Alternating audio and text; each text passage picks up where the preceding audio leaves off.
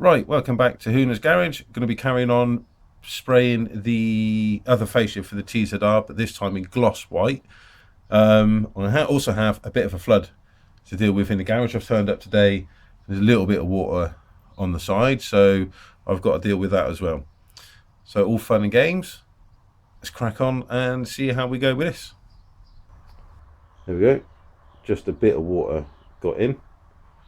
So it's dry on this half, but wet on that half. There's actually down here, inside that groove of that server door, there's actually water on the inside. So I think it may have come up high enough. It stops focusing on my finger. It may have come up high enough to go over the lip of the door. It has gone, you know, 1.5 inches deep in here at times. But, so water in there. There's actually still a puddle there that I've got to deal with. But while I'm dealing with that, if I paint this, so this is the other fascia for the clock, the back part is there, this is the front fascia, this is going to be done in gloss white. I've rubbed it down with nail varnish removal ready to get all the grease and fingerprints off it. It's been sanded down smooth, so it is ready for paint. So I'm thinking I can paint that, and while I'm waiting for that to dry, I can start clearing this up and dealing with that, which also then gives me a reason to start clearing out all of this stuff. Because it has started to get a bit war zone in here recently, so hopefully I can get that done. And the tip that I got through Del Boy from a chap called Milo, who's a sprayer, I think it was, I don't know, painter. If you wet your floor before you start painting, all the dust sits on the floor. It doesn't get blown up by foot when you walk over it. So I think I've saved myself a bit of hassle there. I can spray without any worries of any dust coming up off the floor because the floor's soaking wet. So that might be a bonus. It is 17 degrees in here, so it is warm enough to paint. So we'll paint. First coat on, just a light tack coat, so you can still see the black coming through from the black undercoats coming through from underneath it. That's fine, because this is just a light tack coat first of all. So I give that 15 minutes and then we can start layering up the rest of the top coats and then possibly some lacquer. And while I'm waiting for that, I shall switch the radio on and start. Look at that, that actually looks, I don't know how it manages it, but it actually looks worse through the camera than it does in reality. That's quite amazing, actually. It does. I don't know why it does, but it does. Paint I'm using for this at the moment is just this stuff, white gloss, pound a tin from a local pound shop. It's different to the stuff that I got the other week. This is apparently pro finish for £1 a can. I'm not sure about pro finish. I think we'd have to wait until the can is empty and it's on before I think I'll reserve judgment on the proness of the finish there. So yeah, this needs a bit of a clean up. Empty that. That's Nicky Binage. There, see what I did there? Right, coat number 2. Slightly thicker coat. There is, looks like a hair in there I'm going to have to try and get out. Yeah, coat number 2. Right, I didn't bother laying on recording laying on just layers and layers of paint because it is just spraying this with this white gloss. But a whole tin, not a lot in there. I think there's about four coats, thick coats mine, but 4 coats. So that's all nice on there. So I've got to let that dry, and because I've still got loads of time, I've hung these up. These are the plastics for the TZR. So the side pieces and the tail piece. I can't find, sorry, the mud guard, not tail piece, front mud guard. There's a bit at the back of the bike, between the rear seat and the rear light. It's like a cover, and there were 2 of them because I've got 2 sets of parts for this bike, and there were 2 of them, and I cannot find either of them. So I'm some body work missing. I also have a full fairing kit for that bike, a full fairing for that bike, although I'm not sure if I'm going to put it on. I may do, but I'm not sure. But certainly obviously the mudguard and the side pieces. So I'm going to start painting those as well. I've got the primer, so that'll be the first thing to go on. Right, so these have had 2 light coats. The instructions said 2 light coats and allow 10 minutes in between each coat and let it dry for an hour. So I've got to let it dry, obviously, for an hour. But this is the stuff that I'm using, and it's actually quite nice to spray, a nice spray can to use. From, I think it was from the range. I can't remember how much it was. I don't think it was that expensive. But it looks like it's a clear primer, which I've not seen before. And that's all. I don't know if that's just me, but it's always worrying when you use something like this. And I'm used to seeing like a grey or a red colour come out of a spray can when I spray primer. When you get a clear thing come out, I don't know, is it just me that goes, okay, have I got something that isn't what I want or what I need, or isn't going to work, or is this a kind of lacquer that's just got the wrong label put over it? I don't know. But I've never seen a clear primer before. But that's what it said in the can. Two coats. Leave them 10 minutes between each coat, and then leave them for about an hour before you start spraying any top coats. So I've got the cans of paint there. So we'll leave those for about an hour. Set the watch, the time on the watch. Right, I've shut the door in the hope that these panels will show up better. So the odd clear primer, I gave that about an hour and a half. I think that I had in the end, and that was good. That was good after an hour. So I've given it an hour and a half, and I've applied the first of the black top coats, satin black. Again, this is just a dust coat. A tack coat, I think, is the proper term for it. So you can still see where some of the old paintwork that I've sanded down is shining, is coming through. But this is just a light tack coat, probably more on that one. Just a light tack coat. I'll give that 15 minutes, and then I'll apply the second coats, and then the third coat, and then the fourth coat. Right, so we're a few coats in on the black. This is satin black. I can't remember if I've mentioned that in the previous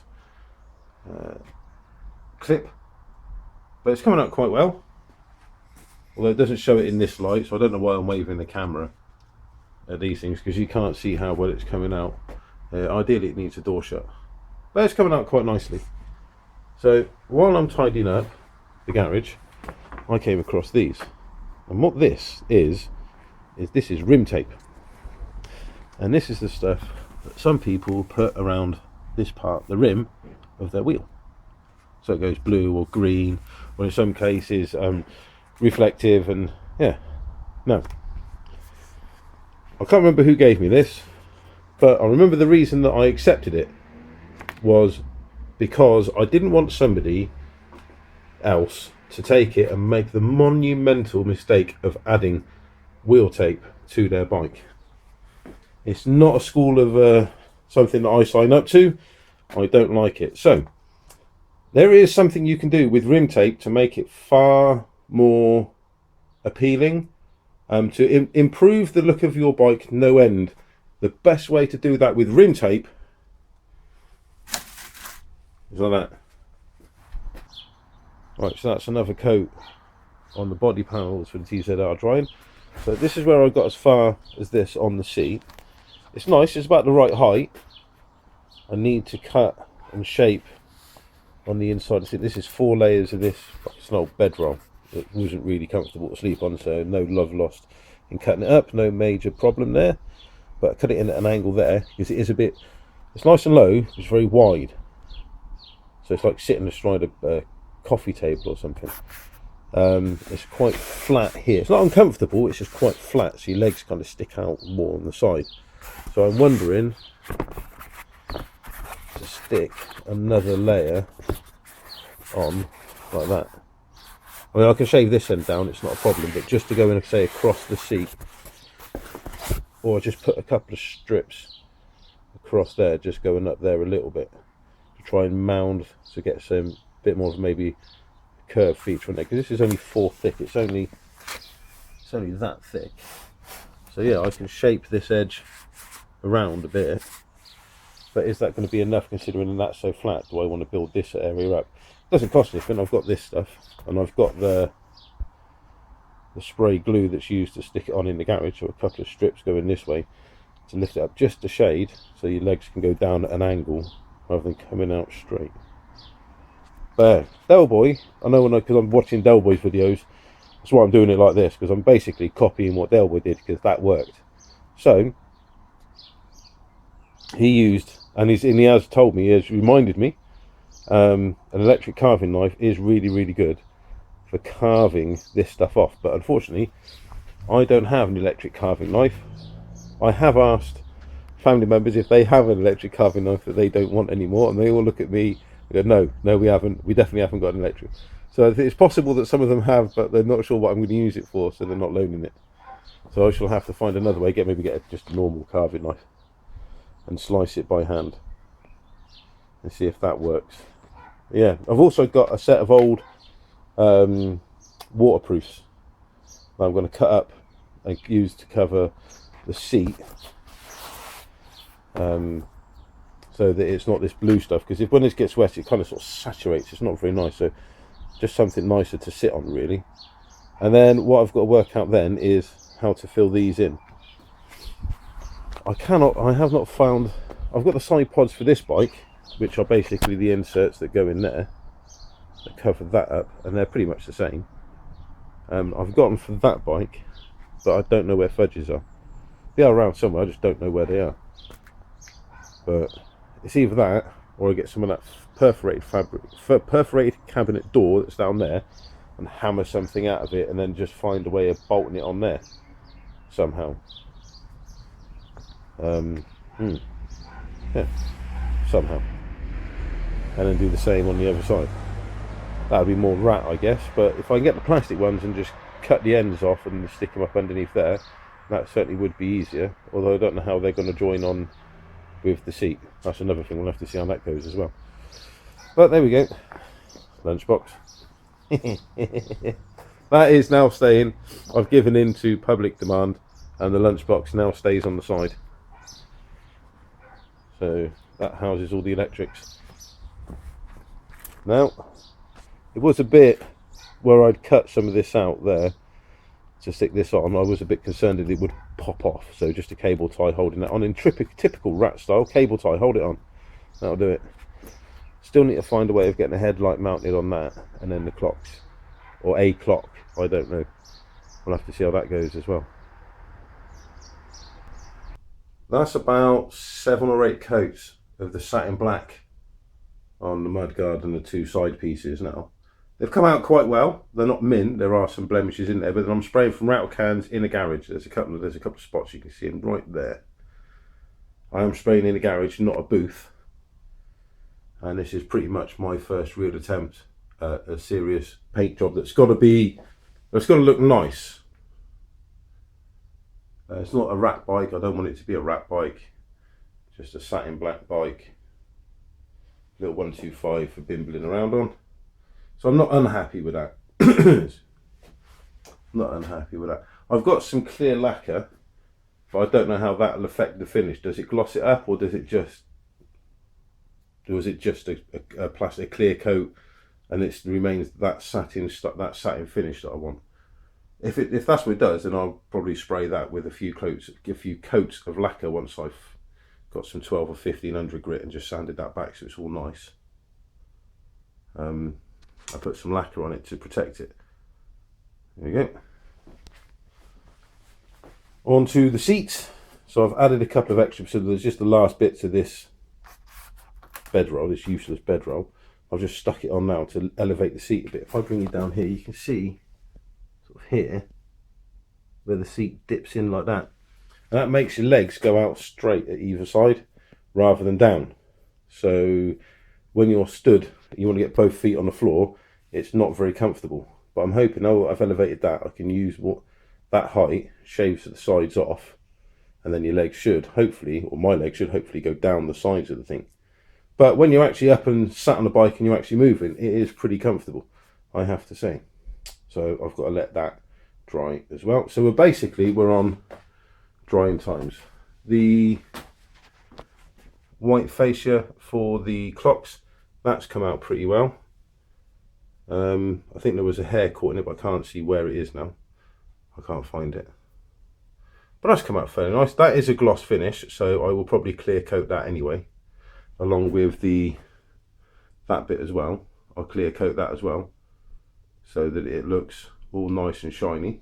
Or clear lacquer, clear coat, clear lacquer. I'm assuming it's the same thing. And then we can rebuild the clocks and get the clocks on there. I do need to get some more white gloss, just in case I need to do some more on this, and because I want to touch up some other parts of the bike so that they pick up this white.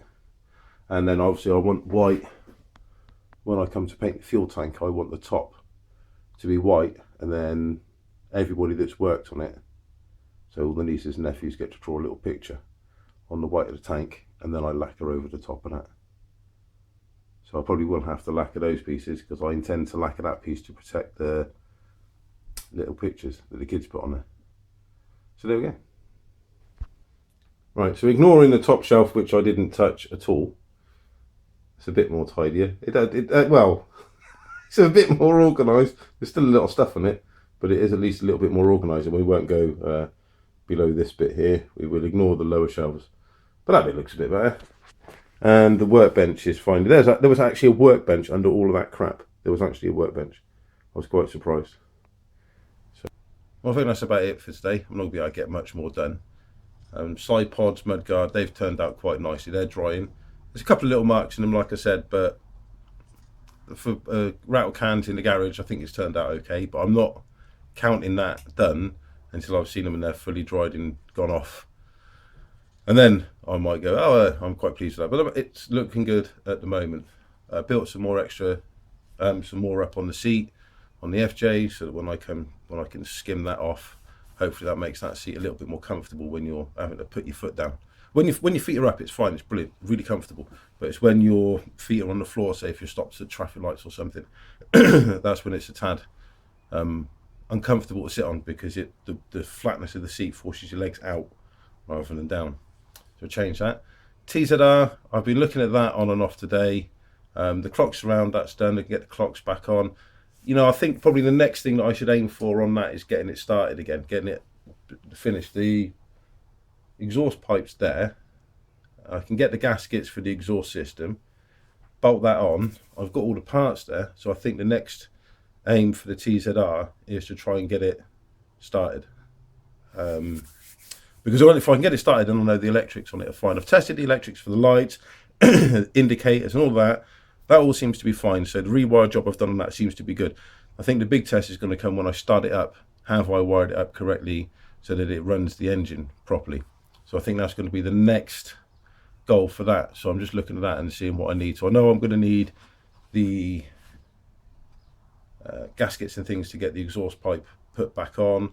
I'm going to need coolant for the radiator, oil. I think I've got coolant, or some coolant. I think I've got a lot, and I have got some two-stroke oil somewhere, although I'm not sure it's very good stuff, so I might have to invest in some more two-stroke oil. Then I've got to get that mixture right, because it's carb. The carb mixes the oil and the fuel and the air, so then I've got to make sure that I've got that set up right so I don't seize it. So yeah, there's a few challenges involved in that one. I'll have to see how that goes, but that's about it for today. Oh, the flood didn't do any damage at all. This garage has flooded a few times, so I'm used to it. It's all down. It floods more on this side than this side, because this side's slightly higher, and everything on that side is either off the ground or in plastic boxes. So there's not a lot else I can do with it. I've just got to dry out. But luckily, nothing was badly damaged or lost or anything like that. So that's about it. Move the paint, move these parts now, hang them up behind me on the hooks over here so they can dry, and I can get the rest of the bikes in, pack the garage up, and go home for a shower. So there we go. Hopefully I'll get some more time out here next week. I've got some time. I've got to book some holidays at work before the end of the year, otherwise I lose them, and I've got quite a few holidays left. So I've booked some days off next week, and I'm hoping to get out in the garage for those. Yeah, and hopefully I think Friday a possible trip down to the coast on the bike or something. I'm not quite sure. I've got something in my mind I'd like to do, but I don't know yet. I'll have to see what happens. But yeah, and I've got that camera, so we'll get that going for that as well. although that has got a blemish on the screen. That's developed an image blur. It's not something on the camera lens. You can probably see it's about, if you look at the camera, it's probably about here. If I got my finger right in there, so it's about there. It's a black mark. It's on the inside of the lens. I've no idea how it got there. But yeah, if we go for a nice day, if it's a nice day out, we'll put the camera on and hopefully we'll get some footage of it. So there we go. Right, well that's enough waffle for today. I'll see you on the next episode. Ride safe. See you again soon.